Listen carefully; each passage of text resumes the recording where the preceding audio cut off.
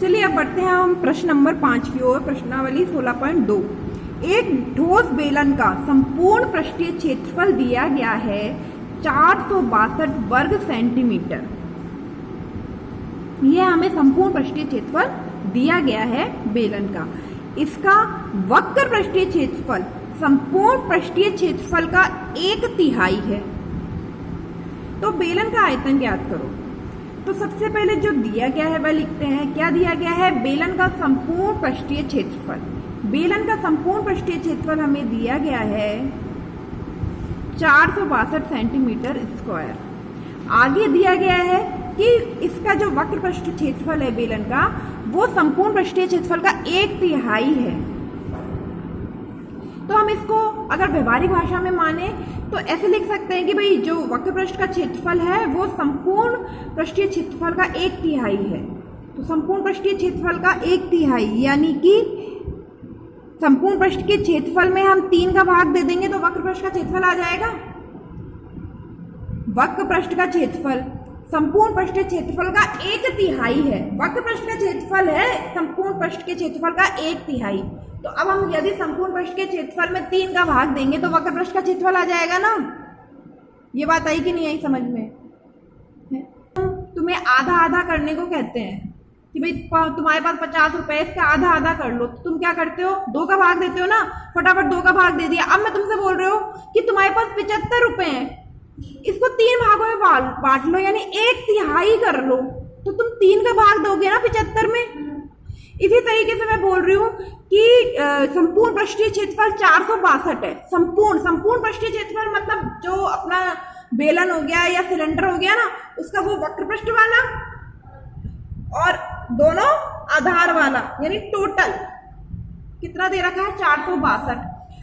और कह रहा है कि जो वक्र पृष्ठ है ना, वक्र पृष्ठ मतलब केवल ये वाला जिसमें आधार काउंट नहीं होता, वो वक्र पृष्ठ का क्षेत्रफल जो है वो संपूर्ण पृष्ठ क्षेत्रफल का 1/3 है। यानी कितना होगा? यदि हम संपूर्ण पृष्ठ में 3 का भाग दे दे तो वो वक्र पृष्ठ आ जाएगा ना। अब आया नहीं आया समझ में? मैं बोलूं कि विकास के पास लोकेश से 1/3 रुपए हैं, तो अगर लोकेश के पास 75 रुपए हैं तो विकास के पास कितने होंगे? फटाफट क्या करोगे? 3 का भाग दे दोगे। यदि मैं बोलूं 1/4 है तो 4 का भाग दे दोगे। अगर मैं बोलूं 5वां भाग है तो 5 का भाग दे दोगे। ऐसे तो करते हो। आधा मतलब 2 का भाग, तिहाई मतलब 3 का भाग, चौथाई मतलब 4 का भाग। तो इस तरीके से हमारे पास मान आ जाएगा वक्र पृष्ठ के क्षेत्रफल का। संपूर्ण पृष्ठ के क्षेत्रफल में हमने 3 का भाग दिया, यानी 462 में यदि हमने 3 का भाग दिया तो हमारे पास आया 154। तो वक्र पृष्ठ का क्षेत्रफल का मान आ गया 154 सेंटीमीटर स्क्वायर। अब वक्र पृष्ठ के क्षेत्रफल का सूत्र क्या होता है? 2πr/h। हमने वक्र पृष्ठ का क्षेत्रफल का नीचे सूत्र लगाया। क्यों? क्योंकि हमें यहाँ पे बेलन का आयतन ज्ञात करना है और बेलन के आयतन का सूत्र होता है πr²h। यानी हमें r का भी मान चाहिए, h का भी मान चाहिए। अब r और h का मान निकालने के लिए जो भी हमें प्रश्न में दिया गया है उससे ही तो निकालेंगे। प्रश्न में हमें 2 बातें दी गई हैं। एक तो हमें दिया गया है संपूर्ण पृष्ठीय क्षेत्रफल और एक हमें दिया गया है कि भाई इसका जो वक्र पृष्ठ का क्षेत्रफल है वो संपूर्ण पृष्ठ के क्षेत्रफल का 1/3 है। तो इसको यदि आप एक बार को साइड में कर दें तो आप केवल यहाँ से याद रखिए, ये ज़्यादा सरल रहेगा कि 1/3 है वक्र पृष्ठ का क्षेत्रफल। तो क्या करेंगे? संपूर्ण पृष्ठ के क्षेत्रफल में 3 का भाग देके हम वक्र पृष्ठ का क्षेत्रफल निकाल लेंगे। अब इन दोनों चीजों से हमें r का मान भी निकालना है और h का भी मान निकालना है। इसलिए हमने ये सूत्र रखा वक्र पृष्ठ के क्षेत्रफल का, क्योंकि वक्र पृष्ठ का क्षेत्रफल थोड़ा ना ज्ञात करवा रहा है, वो तो आयतन ज्ञात करवा रहा है। तो वक्र पृष्ठ का क्षेत्रफल का जगह हमने रख दिया 2πr/h और 154 की जगह 154। अब देखिए, अब इसको मैंने नाम दे दिया समीकरण 1। अब आगे बढ़ते हैं। यहां जो ये समीकरण में हमारे पास 2πr/h का मान आया ना 154। अब संपूर्ण पृष्ठ के क्षेत्रफल का सूत्र भी रख देते हैं, क्योंकि 2 ही तो बातें हो रही हैं। एक तो संपूर्ण पृष्ठ के क्षेत्रफल के बारे में बात हो रही है और एक वक्र पृष्ठ के क्षेत्रफल के बारे में बात हो रही है। अब संपूर्ण पृष्ठ का क्षेत्रफल का सूत्र होता है, संपूर्ण पृष्ठ मतलब जो उसका जो दोनों आधारों का क्षेत्रफल और जो उसका वक्र पृष्ठ है, लंबाकार जो उसकी आकृति है उसका क्षेत्रफल। तो वक्र पृष्ठ का क्षेत्रफल का सूत्र होता है 2πr(h) और संपूर्ण आधार का क्षेत्रफल होता है 2πr²। और इन दोनों क्षेत्रफलों को जोड़ देंगे तो हमें मिलेगा संपूर्ण पृष्ठीय क्षेत्रफल। अब देखिए यहाँ पे हमें इसका पूरा मान कितना दे रखा है 462। अब यहाँ पे वक्र पृष्ठ का क्षेत्रफल 2πr(h) का मान हमें क्या मिला 154।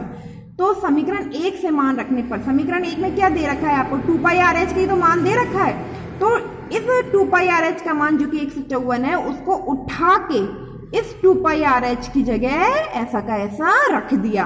तो 2πr(h) की जगह हमने रख दिया 154, प्लस की जगह प्लस और 2πr² की जगह 2πr² बराबर 462। अब हम 154 का पक्षांतरण करेंगे तो 2πr² की जगह 2πr² बराबर की जगह बराबर 462 की जगह 462। 154 का पक्षांतरण करा तो ये हो गया -154। हाँ, फिर हमें मिला 2πr² की जगह 2πr² बराबर की जगह बराबर 462 में से 154 गया तो हमें मिला 308। अब यहाँ रखेंगे 2 की जगह 2, पाई की जगह 22/7, आर का तो मान पता नहीं है इसलिए r² की जगह r² बराबर 308। अब हमें r का मान निकालना है तो r² की जगह r², बाकी सबका पक्षांतरण कर देंगे। पक्षांतरण करने के लिए हमारे पास क्या है 2 गुणा 22/7 है, इसका पक्षांतरण करेंगे तो जो गुणा हो रहा है वो तो चला जा रहा है भाग में। गुणा कौन हो रहा है 2 और 22 गुणा हो रहे हैं तो ये दोनों पक्षांतरण के बाद चले जाएंगे भाग में, और भाग में कौन है 7, तो इसके पक्षांतरण करने के बाद 7 चला जाएगा गुणा में। r² की जगह r² बराबर की जगह बराबर। अब देखिए इसको जो कट रहा है उसको काट देंगे। आप इसको अपने आप हल करके देखना। इस पूरे को हल करने के बाद यानी काटने के बाद आपको मिलेगा r² का मान 49। लेकिन हमें तो चाहिए r का मान। r का मान निकालने के लिए दोनों पक्षों में वर्गमूल करेंगे। r² का वर्गमूल होगा r बराबर 49 का वर्गमूल होगा 7। इस तरीके से हमें उस बेलन की त्रिज्या r बराबर हो गई 7 सेंटीमीटर। अब बेलन के आयतन के लिए r का तो मान प्राप्त हो गया, लेकिन अभी हमें h का मान भी प्राप्त करना है, तभी तो बेलन का आयतन ज्ञात होगा। अब h का मान ज्ञात करने के लिए वापस समीकरण 1 में आएंगे। यहाँ समीकरण 2 में हमें r का मान मिल गया 7 सेंटीमीटर। अब इस r के मान को उठा के वापस इसी सूत्र में रखेंगे। पहले देखिए इस सूत्र का पूरा मान उठा के हमने यहाँ रखा था 154 2πr(h) की जगह, उससे r का मान मिला। अब इस r के मान को उठा के वापस यहाँ लेके जाएंगे तो देखिए 154 की जगह 154 बराबर की जगह बराबर 2, पाई की जगह 22/7, r की जगह अपन क्या रखेंगे 7, तो r की जगह हमने रख दिया 7। h का मान पता नहीं है तो h की जगह हमने रख दिया h। जो कट रहा है उसको काट दो। यहाँ अंश में भी 7 है, हर में भी 7 है तो 7 से 7 कट गया। जो जैसा है उसको वैसा का वैसा उतार दो। जो हल नहीं हो रहा 154 की जगह 154 बराबर की जगह बराबर, यहाँ हमारे पास मिल गया 2 गुणा 22 गुणा h। अब क्योंकि h का मान निकालना है तो h को अपने पक्ष में अकेला करना पड़ेगा। h को अपने पक्ष में अकेला करने के लिए जो भी h से गुणा हो रहे हैं या भाग हो रहे हैं उनका हम करेंगे पक्षांतरण। तो यहाँ पे h में हो रहा है 2 गुणा 22 गुणा, तो गुणा हो रहा है तो पक्षांतरण के बाद यहाँ 154 में एक पास जब जाएंगे ये तो ये कहाँ चले जाएंगे भाग में, और उसके बाद जब हम 154 में 2 और 22 का भाग देंगे तो हमें h का मान प्राप्त होगा 7/2। अब देखिए बेलन के आयतन के लिए r का मान भी हमें मिल गया जो कि है 7 और h का मान भी मिल गया जो कि है 7/2। अब हम मान रख सकते हैं और आयतन ज्ञात कर सकते हैं। पाई का मान हमने रख दिया 22/7, r² है तो यानी r 2 बार गुणा हो रहा है तो r की जगह हम रख देंगे 7 गुणा 7, सॉरी r² की जगह रख देंगे 7 गुणा 7, और h का मान कितना है 7/2 तो h की जगह रख देंगे 7/2। अब जो कट रहा है उसको काट देंगे, जो गुणा हो रहा है उसको गुणा कर देंगे, और इस तरीके से बेलन का आयतन हमें मिलेगा 539 सेंटीमीटर क्यूब या घन सेंटीमीटर। याद रखिए क्षेत्रफल हमेशा वर्ग सेंटीमीटर में होता है और क्षेत्रफल हमेशा आयतन हमेशा घन सेंटीमीटर में होता है। अब हम बढ़ते हैं प्रश्न नंबर 6 की ओर। अब हम बढ़ते हैं 16.2 के प्रश्न नंबर 6 की ओर। प्रश्न नंबर 6 में दिया गया है कि एक बेलन का वक्र पृष्ठीय क्षेत्रफल 660 वर्ग सेंटीमीटर तथा ऊंचाई 15 सेंटीमीटर है, तो इसका आयतन ज्ञात करो। बहुत सरल सवाल है, जैसे हमने पिछले प्रश्न नंबर 5 में जिस कंसेप्ट का उपयोग किया था उसी कंसेप्ट से ये सवाल हल होगा। तो सबसे पहले आप सवाल पढ़ेंगे, उसके बाद पढ़ने के बाद जो भी उस प्रश्न में दिया हुआ है वह लिखेंगे। तो हम यहाँ लिखेंगे दिया है, क्या दिया है, बेलन का वक्र पृष्ठीय क्षेत्रफल। तो मैंने लिख दिया बेलन का वक्र पृष्ठीय क्षेत्रफल बराबर 660 वर्ग सेंटीमीटर। और क्या दिया गया है, ऊंचाई दे रखी है 15 सेंटीमीटर। ऊंचाई को हम h से प्रदर्शित करते हैं, तो मैंने यहाँ लिख दिया h बराबर 15 सेंटीमीटर। अब वो उसका आयतन ज्ञात करने को कह रहा है। देखिए बेलन के आयतन का सूत्र होता है पाई आर स्क्वायर एच, यानी हमें आर का भी मान पता होना चाहिए, एच का भी मान पता होना चाहिए। पाई का मान तो पता होता ही है 22/7, आर और एच का मान भी पता होगा, तभी तो हम बेलन का आयतन ज्ञात कर पाएंगे। तो प्रश्न में हमें एच का मान तो पता है कि 15 सेंटीमीटर है, तो हम एच का मान तो रख देंगे, यहाँ से रख देंगे, यहाँ पे एच की जगह 15 रख देंगे। लेकिन आर का मान तो नहीं पता, आर का मान भी तो पता करना है। अब वो आर का मान कहाँ से ज्ञात कर लेंगे, यहाँ से जो दिया है प्रश्न में उसी से ही तो हम आर का मान ज्ञात करेंगे। और प्रश्न में दिया गया है वक्र पृष्ठ का क्षेत्रफल, तो इस वक्र पृष्ठ के क्षेत्रफल के सूत्र से हम आर का मान ज्ञात करेंगे। तो चलिए करते हैं। वक्र पृष्ठ के क्षेत्रफल का सूत्र क्या होता है, इसके नीचे लिख दो 2 पाई आर एच, और ये कितना दिया गया है, बराबर 660 सेंटीमीटर स्क्वायर। अब इस सूत्र में धीरे धीरे करके जो मान हमें पता है वह रखते जाएंगे, और जो मान नहीं पता उसकी जगह वही उतार देंगे। तो देखो 2 की जगह तो 2 रख दिए, पाई की जगह हमने 22/7 रख दिया। आर का मान हमें प्रश्न में नहीं दिया गया और ना हमें पता है, तो आर की जगह आर रखा। एच का मान हमें दिया गया है 15, तो हमने एच की जगह 15 लिख दिया, बराबर 660। अब क्योंकि हमें आर का मान ज्ञात करना है, तो आर को अपने पक्ष में अकेला करना होगा। अकेला कब होगा आर, जब आर के साथ जो भी गुणा या भाग हो रहा है उनका पक्षांतरण कर दिया जाए। पक्षांतरण का नियम होता है कि जो संख्या गुणा होती है वो भाग में चली जाती है, जो भाग में होती है वो गुणा में आ जाती है। तो यहाँ आर के साथ गुणा कौन हो रहा है, 2, 22 और 15। तो यह पक्षांतरण के बाद देखो भाग में चली गई, इस पक्ष में गई तो भाग में चली गई ना, देखो 2, 22 और 15, और यहाँ भाग में कौन है, बटे के नीचे 7। तो जब हमने 7 का पक्षांतरण करा, इसको 660 के पास भेजा, तो ये हो गया गुणा। इसके बाद आगे हल करना है, आपको भाग देना है, गुणा करना है, काटना है और आर का मान प्राप्त करना है। हमारे पास ये सारा हल करने के बाद आर का मान प्राप्त हुआ 7 सेंटीमीटर। बेलन के आयतन का सूत्र होता है पाई आर स्क्वायर एच। एच का मान हमें दिया गया था प्रश्न में, और आर का मान जो कि हमें पता नहीं था वो हमने वक्र पृष्ठ के क्षेत्रफल के सूत्र से पता कर लिया। आर का मान भी प्राप्त हो गया। अब क्या करना है, सीधे मान रखिए और बेलन का आयतन ज्ञात करिए। मान रखते हैं, पाई की जगह रखिए आप 22/7।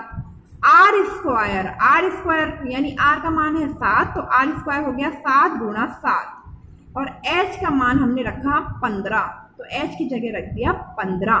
अब देखो 7 से 7 कट गया और हमारे पास यहाँ बचा, अंश में 22 बचा, 7 बचा और 15 बचा। यहाँ 7 से 7 कट गया, जो बचा उन सबको गुणा कर दिया, तो हमारे पास आया 2310 घन सेंटीमीटर, क्योंकि आयतन ज्ञात कर रहे हैं और मैं आपको कई बार बता चुकी हूँ कि आयतन की इकाई होती है घन सेंटीमीटर।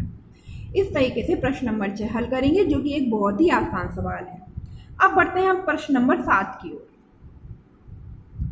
प्रश्न नंबर 7 में दिया गया है एक बेलन का आयतन 30 पाई घन सेंटीमीटर है तथा उसका आधार का क्षेत्रफल 6 पाई सेंटीमीटर स्क्वायर है।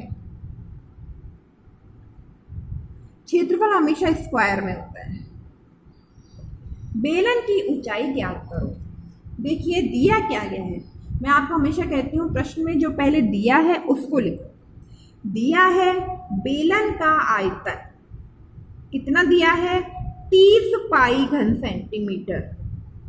और क्या दिया है, आधार का क्षेत्रफल कितना दिया है, 6 पाई सेंटीमीटर स्क्वायर। हमें निकालना है बेलन की ऊंचाई। तो बेलन के आयतन का सूत्र लगाएंगे सबसे पहले और उसके बाद फिर आधार के क्षेत्रफल का सूत्र लगाएंगे। बेलन के आयतन का सूत्र होगा पाई आर स्क्वायर एच, जो कि हमें मान दिया गया है 30 पाई। बस यहाँ पे कुछ नहीं करा है, बेलन के आयतन की जगह बेलन के आयतन को सूत्र रखा है, बाकी वैसा का वैसा उतारा है। इसी तरीके से आधार का क्षेत्रफल, बेलन का आधार होता है वृत्त की आकृति का, और हम यहाँ आधार के क्षेत्रफल के बारे में बात कर रहे हैं। एक तरीके से देखा जाए तो हम वृत्त के क्षेत्रफल के बारे में बात कर रहे हैं, क्योंकि बेलन का आधार वृत्त की आकृति का होता है। तो हम या बेलन का आधार बोले या वृत्त बोले, बात एक ही होगी। तो वृत्त के क्षेत्रफल का सूत्र होता है पाई आर स्क्वायर, और उसका मान हमें दिया गया है 6 पाई। तो एक समीकरण तो हमें मिल गया पाई आर स्क्वायर एच बराबर 30 पाई, और एक समीकरण हमें मिल गया पाई आर स्क्वायर बराबर 6 पाई। अब क्या करेंगे कि जो समीकरण 2 है ना, यानी जो ये पाई आर स्क्वायर का मान है, वो यहाँ भी देखो, यहाँ क्या है पाई आर स्क्वायर एच और यहाँ क्या है पाई आर स्क्वायर। तो यदि हम इस पाई आर के स्क्वायर के मान को उठा के ऐसा का ऐसा यहाँ इस पाई आर स्क्वायर की जगह रख दें, तो हम एच का मान ज्ञात कर सकते हैं। तो इसे मैंने हिंदी भाषा में लिखा है, समीकरण 2 से मान समीकरण 1 में रखने पर पाई आर स्क्वायर का मान क्या है, 6 पाई, यानी पाई आर स्क्वायर की जगह हम 6 पाई रख सकते हैं। तो ये जो पाई आर स्क्वायर है ना, ये वाला, इसकी जगह मैंने लिख दिया 6 पाई।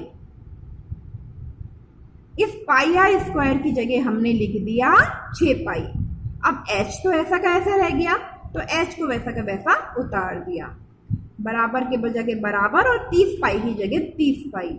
हमें मान किसका ज्ञात करना है, h का। h का मान ज्ञात करना है। तो यदि h का मान ज्ञात करना है तो h को अपने पक्ष में अकेला करना होगा, यानी h के साथ जो भी गुणा हो रहा है या भाग हो रहा है उसका पक्षांतरण करना होगा। h के साथ गुणा हो रहा है 6 पाई, तो जब हम 6 पाई का पक्षांतरण करेंगे तो यह चला जाएगा भाग में। तो देखिए यहाँ पाई से पाई कट जाएगा और हमारे पास बच जाएगा 30 पाई बटा 6। 6 का भाग जब 30 में देंगे तो आएगा 5। तो इस तरीके से h बराबर हमें प्राप्त हो जाएगा 5 सेंटीमीटर। यही हमें ज्ञात करना था प्रश्न में बेलन की ऊंचाई। अब बढ़ते हैं हम अगले सवाल की ओर, जो कि है प्रश्न नंबर 8। प्रश्न नंबर 8 में हमें दिया गया है कि बेलन का आयतन एवं वक्र पृष्ठीय क्षेत्रफल क्रमशः 1650 घन सेंटीमीटर और 660 सेंटीमीटर स्क्वायर है। बेलन की त्रिज्या एवं ऊंचाई ज्ञात करो। लिखेंगे सबसे पहले क्या दिया गया है। दिया गया है बेलन का आयतन कितना दिया गया है, 1650 घन सेंटीमीटर। और क्या दिया गया है, बेलन का वक्र पृष्ठ का क्षेत्रफल कितना दिया गया है, 660 सेंटीमीटर स्क्वायर। अब बेलन के आयतन और बेलन के वक्र पृष्ठ के क्षेत्रफल के सूत्र से हमें बेलन की त्रिज्या और बेलन की ऊंचाई ज्ञात करनी होगी। तो सूत्र लगाएंगे बेलन के आयतन का। बेलन के आयतन का सूत्र होता है पाई आर स्क्वायर एच बराबर 1650 हमें प्रश्न में दिया गया है, यानी आयतन की जगह केवल हमने ये वाला सूत्र उठा के रख दिया, बाकी तो वैसा का वैसा ही है। बस बेलन के आयतन की जगह हमने बेलन के आयतन का सूत्र रखा है और कुछ नहीं किया है। आगे पहले के सवालों में भी आपने ये चीज की है। अब यहाँ क्या है, बेलन का वक्र पृष्ठ का क्षेत्रफल, तो कुछ नहीं किया है, यहाँ वक्र पृष्ठ के क्षेत्रफल का सूत्र उठा के वैसा का वैसा रख दिया है। बेलन के वक्र पृष्ठ का क्षेत्रफल का सूत्र होता है 2 पाई आर एच, तो इसके जगह हमने इसका सूत्र रख दिया 2 पाई आर एच, जिसका मान हमें दिया गया है 660 सेंटीमीटर स्क्वायर। तो 2 पाई आर एच बराबर हो गया 660 और पाई आर स्क्वायर एच बराबर 1650। अब इन दोनों ही सूत्रों से मानों से हमें आर का भी मान निकालना है और एच का भी मान निकालना है। तो जो सूत्र जहाँ तक हल हो रहा है उसको वहाँ तक हल करेंगे और जो मान प्राप्त होगा उसको उठा के रखेंगे। देखते हैं आगे क्या होता है। तो सबसे पहले हम इस सूत्र को हल कर रहे हैं। देखिए पाई 2 पाई आर एच बराबर 660 है।